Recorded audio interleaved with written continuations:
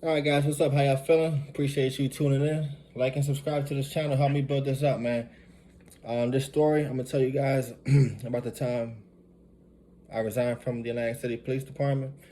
Only reason I'll be telling you the story is because this is a part of my life is never gonna go away. No matter how hard I try to move forward, no matter how hard I try to just focus and work on different things, it always comes up. I'm always reminded by it. And I'm not even talking about the shit on the news, the social media shit, like whether it's police, police brutality, the social injustices that we're all seeing on the news and everything like that. I'm not even talking about that. I have people that still come up to me like, yo, how they treating you over there? How's the force, bro? People who don't know thinking like, oh, do you ever think about getting back into law enforcement? How does civil service test go? How's this? How's that? It's like, bro, it's been 3 years, bro. It's been 3 years. I'm over that. I'm over it. And it happened again today. Like I said, I'm always reminded by it. You applying for a job, what do? You get an application, you got to file your name, blah, blah, blah, blah, blah. Previous employers. I'm a trash man now. I'm a trash man. So when I applied for the trash company, it was like, why do you want to, you was a cop, why do you want to be a trash man now? This shit always pops up, man. It always pops up. So, I'm gonna tell you guys the story real quick. It's a very long story, complicated, a lot of shit. But I'm gonna make this clear. I'm only gonna give you guys the events leading up to my resignation. I'm not gonna sit here, chatty patty talking bullshit, this and that. I'm just straight up facts, events that led to my resignation. All right, it's fair enough. So prior to my resignation from the police department, I was engaged. I was in a long-term relationship. Came a point in time, I was doing a lot of fuckboy shit. I had an ego, I had an attitude. I thought I had everything under control. I could manipulate, maneuver how I wanted to do. I was a fucked up person. I had a second cell phone, and my significant other at the time, she found it. As you can imagine, just like anybody would, she was upset. First thing that came to my mind was like, just that ego that came to me was like nah, trap phone, some bullshit, trying to make it seem like she ain't see it.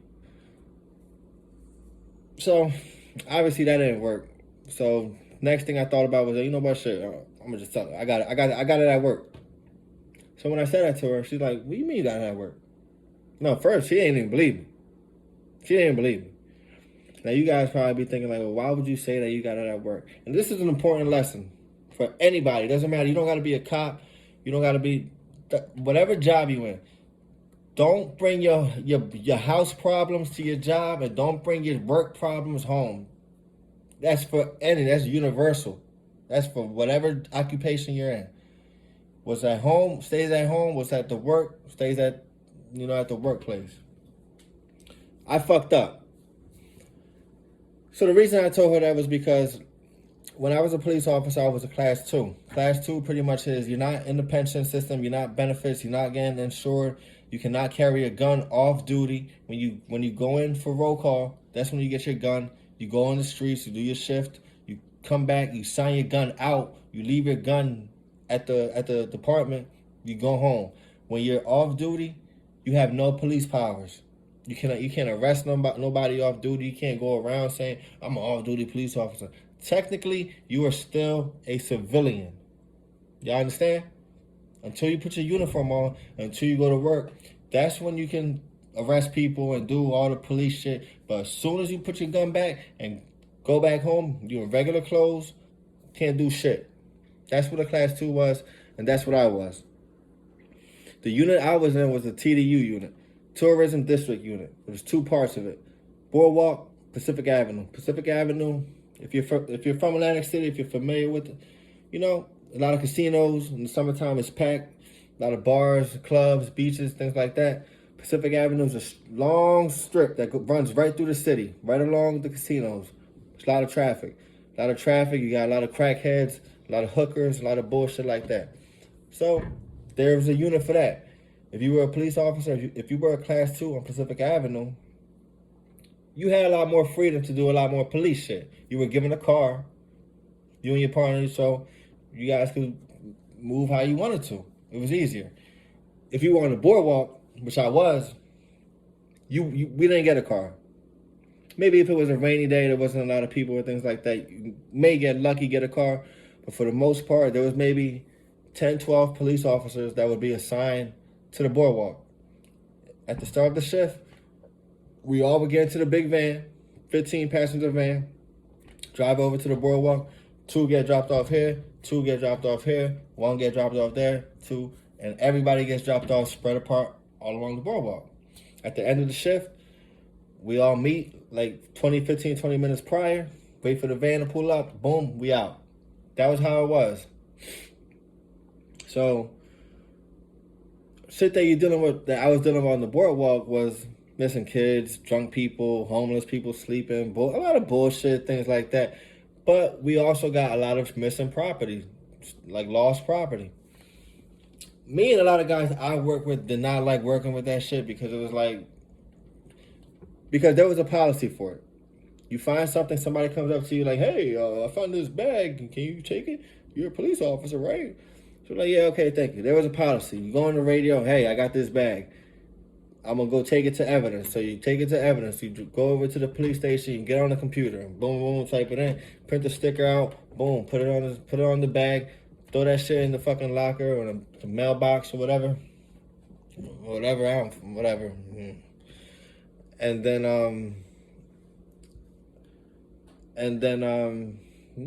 but nobody, 9 times out of 10, if somebody lost their shit, they never got it back because either they were out of state, like people from New York, Connecticut, that they were there for the weekend, or because, a lot of guys would just throw the shit away. Keys, bags, whatever. Just, I'm not taking this shit, especially if you were on the boardwalk, because like I said, we were not given cars. Like we could just, okay, thank you. We're just gonna take it right now. It was kind of like, you want me to walk? You want me to walk up this fucking boardwalk with this bag? Is that what you're saying to me? Because I'm not doing it. I'm not. That's pretty much what it was. So, like I said, the policy was for us too was if you didn't have a car, call it out, and either one of the guys on Pacific Avenue will meet up on the boardwalk, take you to the police station, so you could put everything to evidence, or a full-time guy would have to do it. Now, the full-time guys would get pissed off because they obviously got their time in. They got their little, they don't want to be bothered by the class 2 bullshit. So it's like, bro, why are you calling this shit out? Throw that shit in the fucking trash way. Throw that shit under the boardwalk. Why are you calling me to? So a lot of guys didn't like doing it just because it was out of the way. It's summertime in the city. Nobody wants to do that shit. So that's why I told her about the phone. That's why I got everything mixed up. My house, my home, and my work problems. I got everything mixed up like that. I fucked up. She didn't believe me. No, you're fucking lying, blah, blah, blah, blah, blah. Crazy thing about it was about a week later.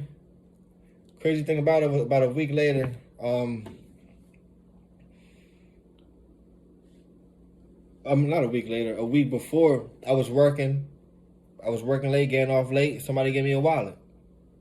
Man, fuck this motherfucking wallet, man. I'm going home. I'm not going home. I'm going home. Threw that shit in my bag. Stayed in my bag. I didn't touch it. I didn't do anything with it. Just stayed in my bag. But I remembered it was in my bag. So when she didn't believe me about the phone, I said, oh shit. So I ran down, got the wallet, showed it to her, and said, look, this motherfucking guy lost his shit. I gotta take it to evidence. Can I please get that shit? Blah, blah, blah. Now she looking at me like nigga, no, like I don't believe you, like. But it was just kind of like one of them things where it was like, all right, it kind of makes sense. It's a fucked up story. It's a fucked up situation, but all right, guys, I was fucked up. I'm not like I have no problem saying it. I have no problem acknowledging it. I made a lot of fucked up decisions in my time, man. In my life, the past couple years, it's been tough. But I've been getting better. I've worked on a lot of things, and it's all about growth. It's all about changing.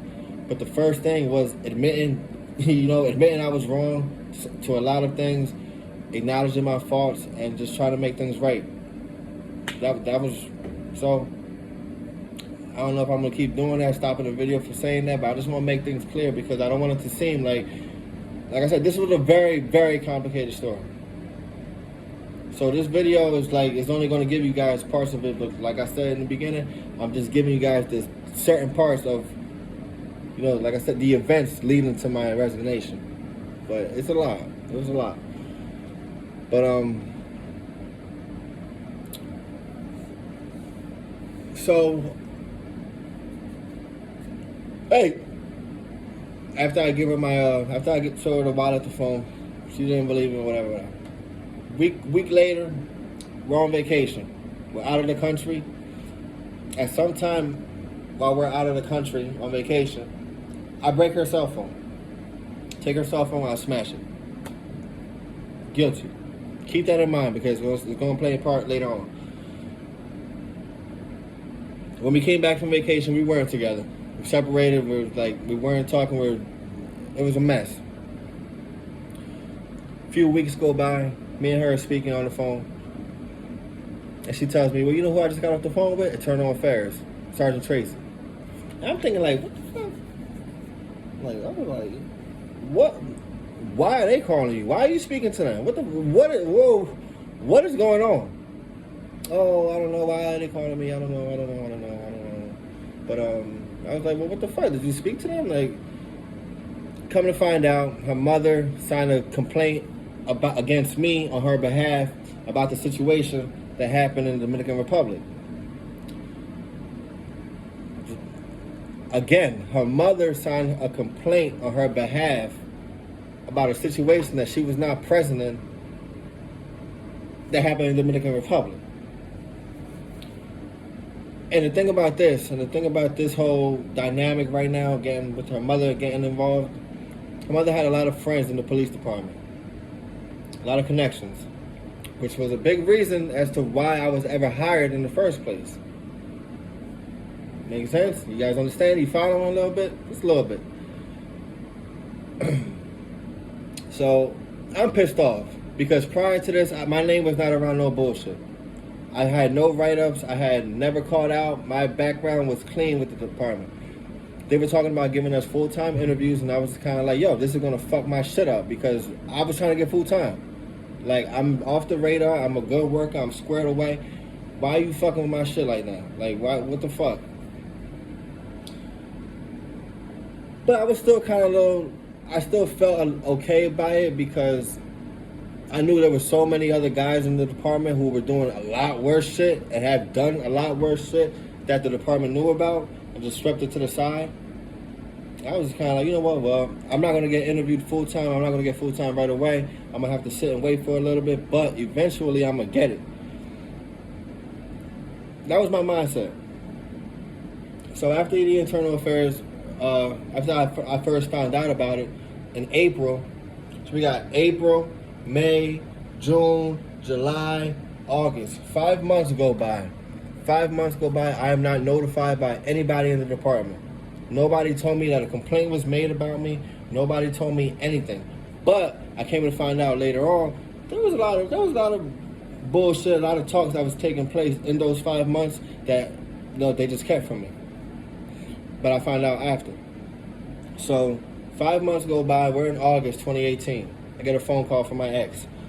Hey, what are you doing? No, I just got off work. What's up? Oh, I just got done speaking with Internal Affairs. Now, mind you, the summertime, in those 5 months, we didn't have a relationship. We would talk on the phone. We would either argue or it would be very cordial, but we was not speaking on a regular. We was not seeing each other. Nothing. I was working 2 jobs, still being a cop, but in my driving job, I had just got my car. I had gotten a new car, the green Charger, the car that got repoed. If you guys don't know about my car that got repoed, go check my last videos and find out about my Charger that got repoed. I got that around this time. I got my dog, my boy Benji, who's around here somewhere. I got him around the same time because I'm like, I'm going to just start over. I'm going to just start fresh, this and that. All this is going on. She's doing her thing. I'm going to do my thing. 5 months went by. I just got done speaking with Internal Affairs. Why? They kept calling me, I felt I needed to talk to them, blah, blah, blah, this and that. I'm like, okay, that's bullshit because that's not a subpoena. You could have just told them, fuck off, blah, blah, blah, but whatever. Okay, what did you say? What did they ask? They asked what happened in the Dominican Republic. They asked about, about a restraining order. Do I feel threatened by you? This, that. And I'm like, okay, and what did you say? She's like, oh, no. And I'm like, okay, cool. Now, again, I'm getting mad because my interview, I know my chances of getting full-time are fucked right now, but I'm still thinking like, well, I know there are guys who have done a lot worse than I've done, so I'm going to be okay. I'm not thinking I'm going to, what's going to happen. So, hold on one second, guys. My bad. So,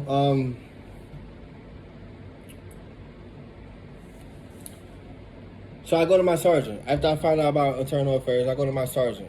And mind you, back in April, when I first found out about the phone call, about internal affairs calling, I went to one of my sergeants. I said, Sarge, yo, she's telling me she's calling this, that. And he said, look, if she was serious about it, if this was something that was that serious, they would have came to your house. If it was a domestic, if it was something like real fucked up, they would have came to your crib, locked you up, took your gun, took everything you had, and blah, blah, blah, this and that. I said, okay, cool.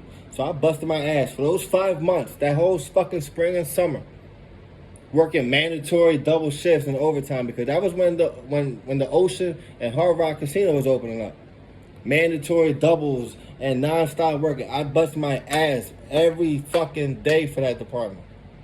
While all this was going on, putting shit to the side, busting my fucking ass for that department.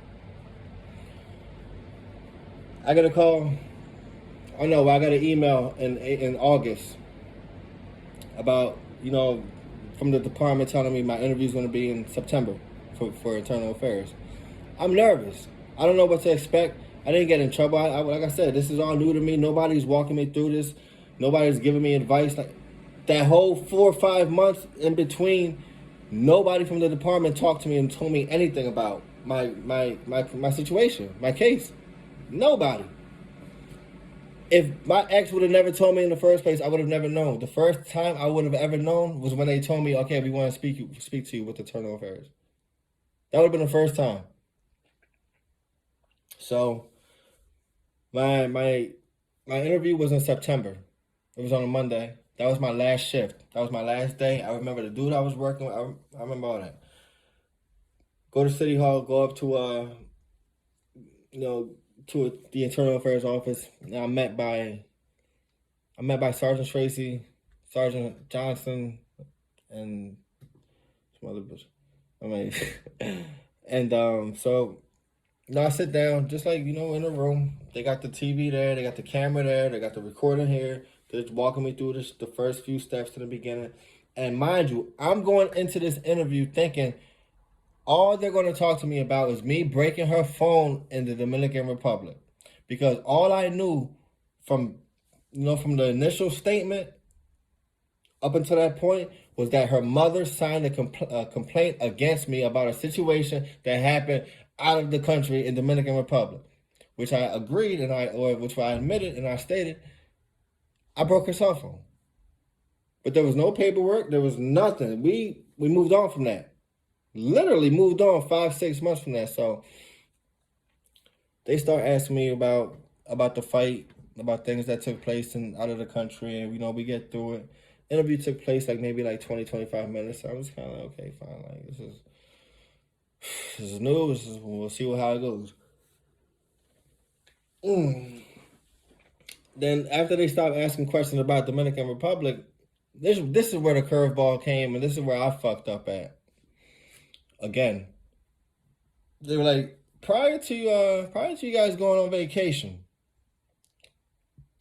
was there a fight? Did you guys get into a fight?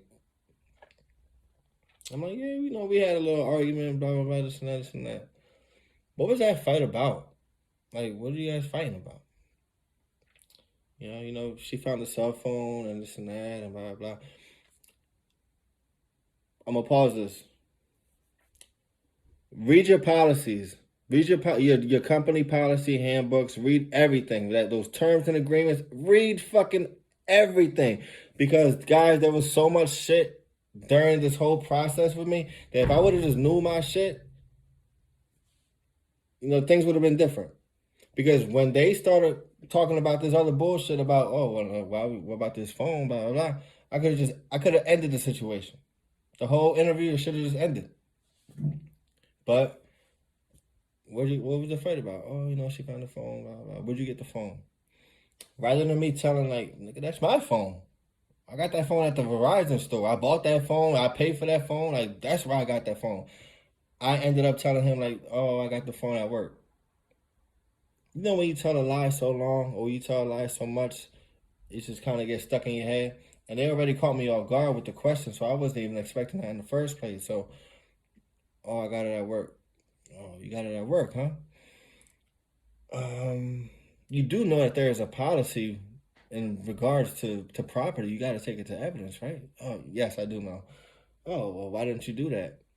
Like, I don't know. I slowly started to feel and notice that this interview and the energy is like, yo, fuck her cell phone. Fuck this complaint. Fuck all the bullshit that she came in here, they wanted to talk about. What the fuck is he talking about? He be getting wallets and phones and then he's not putting. They were just focusing on that. And I'm thinking in my head, yo, what the fuck am I doing? And I'm thinking I can't stop the interview right here and be like, wait. I lied about that. That phone is actually mine, because then they're gonna be like, you know what? If you lied about that, we're just gonna get rid of you altogether, because what else are you lying about? So as I'm answering questions, I'm thinking to myself like, yo, I pray that they just gloss over everything I'm telling them right now and just focus about the initial statement, the initial complaint, because I believed that the only reason I was there was because of a situation that happened out of the country. And at some point during the interview, with my ex, all this other bullshit started coming up. So, interview ended. Went back to work. Got a call on that following Thursday. Captain Herrera calls me in. I go into the office. Straight up, you're going to be suspended indefinitely. I said, what's that mean? Like, I know what it means, but like, what's the process? What's next? Oh, we gotta do the reports. We gotta do interviews. Yeah, man. I'm thinking like, bitch, what the fuck? What do you have to do? I don't understand what you're saying. You already spoke to her. You spoke to me. There's no crazy and like, what the fuck? Oh no, we gotta do that. Sergeant Tracy, can you go down with him and get his uniform and equipment? You do have it with you, right? I'm like, yeah, bitch. I got some stuff in my trunk. So as I'm walking down, I'm walking down with Sergeant Tracy. And Sergeant Tracy is a great dude. Him and his brother got nothing but, they were good dudes. Every time I saw them, they were friendly, respectful. I'm walking down with him. He's like, yo. I said, Sarge, what's going on? Like, am I going to get fired? Like, be straight up. You can just tell me. He said, look, Rivera, I don't even know. This is out of our hands now. I don't know. Are you still with that girl? I'm like, nah, man, I don't know. And he's like, look, stay away from her. Don't talk to her. Don't do nothing with her. But I can't tell you. I can't really help you out. I don't know what's going on. I said, all right, man, I appreciate it, whatever. So, we go to my trunk. I give him a couple of things in my gear. I tell him, look, I'm going to return. I'll come back tomorrow. Tomorrow on Friday, I'll bring back the rest of my shit. I didn't come back on Friday. I didn't come back. The reason I didn't come back on Friday was because I was trying to convince myself that if I hold on to some of my equipment just a little bit longer, like my radio and my charger, maybe he'll just be like, you know what? Man, just remember, keep your shit charged. Come back to work in a couple of days. We'll see you soon. I was hoping that them niggas was going to be like, all right, you know what? Fuck it, just come back to work, bro. We already short anyway. Come on. So Friday passed. Saturday passed. Sunday passed. Monday, I get a call from Sergeant Tracy. Hey, Nicholas, do you mind bringing your radio and your charger in today? And that's when I knew. When he told me when he asked for the radio and the charger, that's when I knew, like, all right, these niggas, I'm done. I'm done. Went home, got my shit, went to City Hall, went upstairs, knocked on the door. He opens the door, give him my shit. I'm like, Sarge, what's going on, man? Like, again, am I getting fired? At least just tell me. Tell me what's going on. I don't know. Seriously, Rivera, I do not know. This is not our decision no more. I don't know. I hope everything works out, man. But I'm like, all right, man, whatever. Thanks. I left. That was the last time I ever seen that man. I was suspended for a month. A month went by exactly. I get a phone call from my captain, Captain Lucina. Hey, Rivera, how you doing today? It's Captain Lucina. So, what's up, Cap? How you feel? I'm doing all right. Listen, have you ever thought about resigning? Because look, I don't really know much about your case. I've been here long enough, and I just know if you want to get into law enforcement again, it's just better to it's just better to resign than to get fired or things like that. And I was like, wait, whoa. I was like, first of all, I was like, I was like, yeah, I would resign. Like, if I had an opportunity to resign but why would I need to resign? Like, why are you talking, who's getting fired? Why are you firing me? Oh, no, like I said, like, I don't really know the details and the ins and outs of your case, but like I said, I just don't want, I said, but why me? Like, there's guys in here, I swear to God, I said, Captain, but why me? There's guys in this department, there's guys around our unit who have done way worse than what I've done. Why are you guys making me? Whoa, whoa, whoa, whoa, whoa, whoa, whoa, whoa, whoa. We're not gonna go down that road. We're not gonna go down that road. I don't know. And me, I didn't really know much at the time, and I was just kind of like, okay, you're right. We don't gotta go down that road. Okay.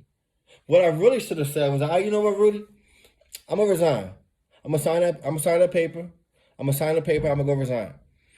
But then after I resign, I'm gonna go down that road that you didn't want to come down with me. I'm gonna go get a lawyer. Me and that lawyer, we're gonna come back up that road with all the paperwork, all the information I know, all the bullshit that you guys are telling me, and I'm gonna tell all the bullshit that I know, and we're gonna put it on your desk. That's what I really should have told him. But he's like, yeah, I know it's short notice, blah, blah, blah, blah, this and that. I said, all right, whatever. We get off the phone. I call my man Z. He's also a cop. Bro, like, this is what they're telling me. What do you think? He said, all right, man, if you want to do it again, just resign. So, get off the phone with him. I get off my job. I get off work. I call my captain. I said, look, I'm going to head to the compound. I'm resign. He says, great. Sergeant's already there waiting for you. Just meet up with him. I get there. I meet up with Sergeant Cruz, Sergeant Shapiro, two great dudes. And they helped me with the resignation letter. My shit said, I'm resigning due to personal matters. After I got done typing, I broke down right in front of them. I started crying. I said, this is bullshit. I said, Sarge, this is bullshit. They're looking at me like, I said, Sarge, everybody knew I had that phone. Like, literally, everybody knew I had that phone. That was a fucking joke around here. It was like, people knew how I was. And he was like, Rivera?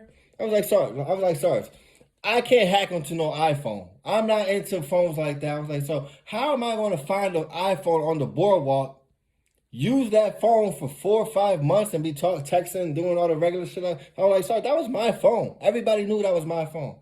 He said, Rivera, I'm glad that you're telling me that. Because when I heard this story, I was like, this shit doesn't even make sense. That doesn't even sound like you. But now it makes sense. Now it's like, sorry, this is bullshit. He was like, look. He was like, it sucks, man. I'm sorry. I gave them both a hug, clap them up, this and that, whatever. Please. That was that. Never seen them since. Wish them nothing but the best. Never gave me a hard time. They were always very respectful to me. Nothing bad to say. So yeah. I gave law enforcement up for a couple months. I was fucked up. Financially, I was fucked up. Emotionally, I was fucked up. That was a very difficult time in my life, and I gave applying a break for a little bit. I waited like 5 months. I applied to local towns, a couple towns near Philly, Pennsauken, and took PT tests. I talked to sergeants, a couple of departments. I've talked to the chief, lieutenant. I've talked to pretty much every ranking that you could in departments. PT test and nothing. Nothing. I never got a phone call back. I never got anything back. And I know a big part of it was because of my background with Atlantic City. It says, I have a domestic. But people need to understand about domestics. Domestics are any situation involving, two members that are in a relationship. People hear domestic, they think that, the guy's automatically beating up the girl, this and that, this and that. And I'm going to make a domestic violence video to talk about that because I feel it's extremely important. It's not talked about enough for men, for women. It's real. It's fucked up. Any levels, and it's not just physical. It's emotional abuse, verbal abuse, mental abuse. Everything is all together, and it needs to be talked about. So I will be making a video about that. But that shit followed me, man. That shit followed me, and it hurt. It hurt. It hurt knowing that I sacrificed so much for that department. I had put everything. I put that department before everything in my life, and everything backfired for me. I have no interest in getting back into law enforcement. I don't sway anybody from not getting into law enforcement. People ask me all the time, like I give them advice. Whatever I know, I try to tell you. But me personally, I tried it, and I loved it. I love the city. I love the city I work there. I love some of the guys that I work with. A lot of my guys I'm still cool with. I went to the academy with them. Some that I didn't, but I still remain close with. I still, remain close with them. But that job put me in a place, man, that it was just a lot. I just felt like I felt they weren't there for me. I felt like it was just easy. I was easily replaced, easily got rid of, and there was no concern about my mental health. There was no concern about my finances. There was no concern if I have children, if I have anything. It was just kind of like, oh, okay, but let's just pick and choose who we want to fuck with or who we want to get rid of and this and that. If a motherfucker wants to beat up his girl or have 50, 70,000 fucking use of forces or complaints against people and he's beating the shit out of people or niggas getting DUIs and crazy ass shit and you guys are jamming me up over because I broke a cell phone? Like all that because really? And I know there was politics involved. I know there was bullshit. So it's like, again, I would just never put myself to be in a position like that. Because, like, no matter how squared away you are, no matter how focused you are, you could get jammed up easy. I'm done with that. I have so much love for the guys that are working.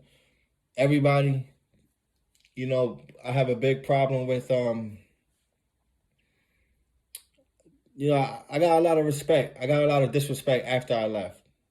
Not directly. It was more so a lot of gossip, a lot of bullshit. Even the day after my internal affairs interview, I was hearing gossip and bullshit. But it was like, I got a lot of disrespect from people that when I was a cop, if I was working side by side with them, or if we were on the, working the same shift, and for whatever reason they needed me, I would have been there for them. Not because I knew them, and not because because we were cops, because we're brothers, and because I gotta make sure you get home, just like I'm gonna hope you get home. But the type of shit that a lot of motherfuckers was trying to pull and trying to say and trying to act on social media and all this bullshit, I would never respect that. I would never be around people like that. Because the people I'm friends with, the cops that I'm cool with, I'm not even cool with. I would be cool with them if they was not cops. I don't talk to those guys about cop shit. Like I talk to them about cars and sports and fucking bullshit. Like I have a relationship with them. But there's other dudes that was like, nigga, nah. I would never put myself in a situation for any of you guys like that. I don't give a fuck if it's a job or not. Nobody could ever say that I directly... And the worst thing about it was there was a lot of people that I work with. A lot of guys that I even knew before they were cops, like that high, like playing baseball, like little shit, that were getting disrespectful. And it was like, bro, how come you never said nothing to me at roll call? How come you never said nothing to me when I was fucking in the same room as you? Why are you waiting 2 years to bitch and complain about what I'm posting on Facebook and talking shit? And sending, then I got cops on my views and stories. Niggas that I'm not even friends with in real life or on social media. Cops viewing my shit, following my shit. Like, nigga, come on, bro. What the fuck? What are y'all doing? I would never respect that. I would never be part of that again like that. If you want to do it, knock yourself out. I tried it. It's not for me. It's not for me. So, damn, my shit fucked up. I need to get a haircut. Guys, I'm gonna wrap this up. I appreciate you guys staying with me through this. This was a kind of long video. Like and subscribe to this channel, man. Help me build this up. You see these shirts right here? These are my first shirts I ever made. I got them ready for sale. Follow my Instagram. If you're interested in any of them, DM me. We work something out. I send them to you, drop them off to you. But I got new Reason shirts, man. I'm not just doing this YouTube shit, the platform. I'm trying to do everything. I'm working. I'm really trying to work self-made, doing my own shit. So like and subscribe to this page. Hashtag New Reason, man. Just share my shit. Help me build this up. Appreciate you guys. I'll catch you on the next one.